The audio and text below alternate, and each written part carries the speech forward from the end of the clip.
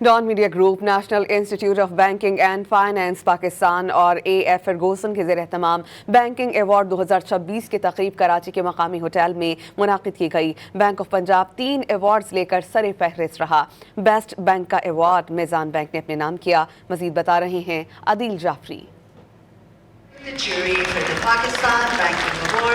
11वें Pakistan banking awards की तकरीब से खिताब में governor state bank Jameel Ahmad ने वाज़ेह किया कि पाकिस्तान की पायदार इक़्तिसादी तरक्की में बैंकारी शोबे की मावनत इंतहाई अहम है। पाकिस्तान की मईशत ने माली साल 2026 के दौरान मुल्की और बैरूनी नौयत के मुताद्दिद धचकों के बावजूद साबित कदमी दिखाई।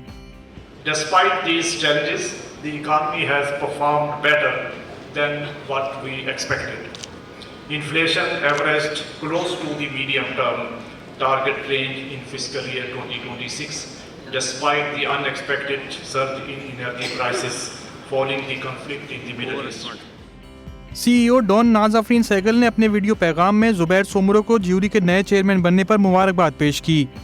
This year, I'm delighted to welcome Mr. Zubair Sumro as our new chairman of the jury. His stewardship of this evaluation process, I have no doubt, will only deepen the rigor this award has always stood for.